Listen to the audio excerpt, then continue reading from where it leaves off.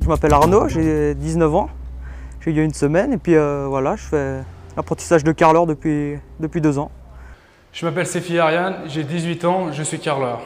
Alors ce qui m'a attiré dans le métier, c'est surtout la finesse, le travail fini que je trouvais vraiment très intéressant, leur manière de travail, ouais, vraiment tout. À un jeune, moi, je lui dirais déjà de faire un stage pour vraiment voir. Ça peut intéresser beaucoup de monde et on ne se rend pas compte de tout ce qui est possible de faire dans le métier.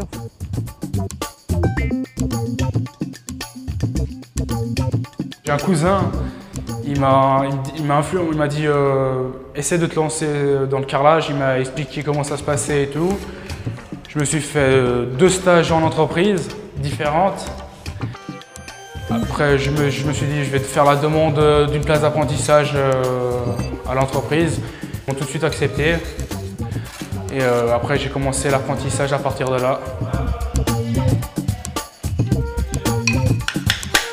Ah oui, oui, oui, je suis très fier du métier d'avoir choisi carreleur.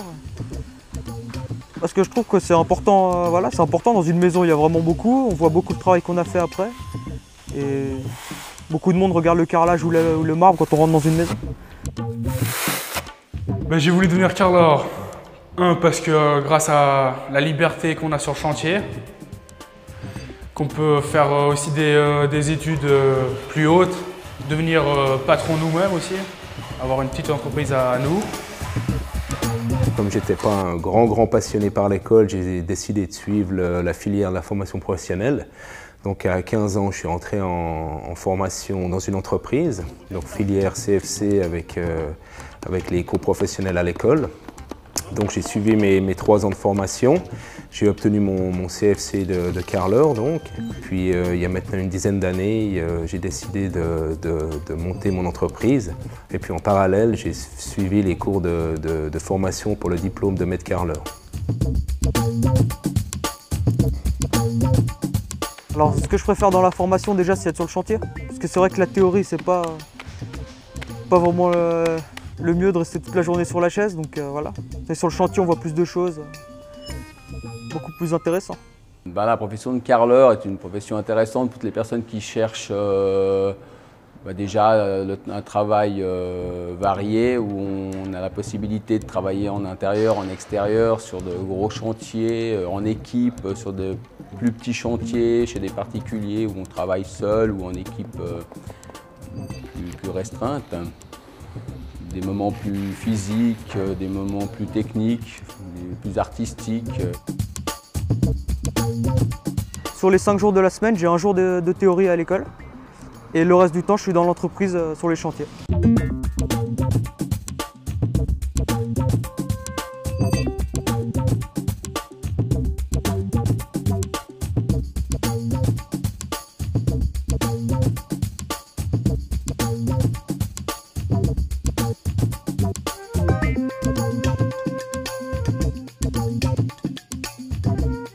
J'ai un jour de théorie à l'école et le reste du temps, je suis dans l'entreprise sur les chantiers. Alors en cours, en théorie, on a du dessin, des connaissances matériaux, des connaissances sur la construction sur le chantier et un peu de culture générale aussi.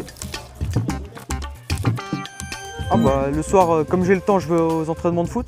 Je fais 2 fois par semaine et puis aussi la moto, le week-end surtout, pour changer les idées. Suite à la maîtrise fédérale, donc je suis technicien administratif dans une entreprise de la place de Genève. Et du coup, mon travail n'est plus en salopette, mais en partie au bureau pour l'élaboration de devis et d'offres et de choses comme ça. Et puis toujours un contact avec les chantiers pour l'organisation, la mise en place du personnel qui va exécuter les travaux, tout ce qui peut être des apports techniques et ces choses-là.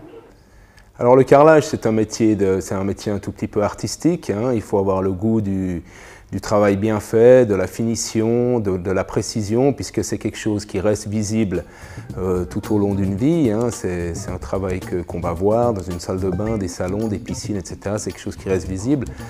Donc il faut aimer les belles choses, avoir un tout petit peu le goût des choses bien faites. Et puis simplement avoir envie de travailler avec ses mains et puis de construire quelque chose qui va rester visible pendant longtemps.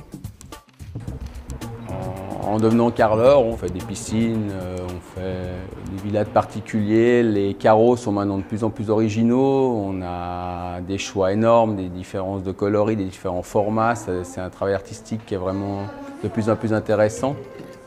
C'est aussi intéressant que de se retrouver effectivement dans un bureau ou dans un guichet ou ce genre de choses-là et d'avoir un métier qui est très répétitif, qui ne varie peu, alors que du côté du bâtiment, on voit des gens différents à longueur de journée, de semaines et d'années.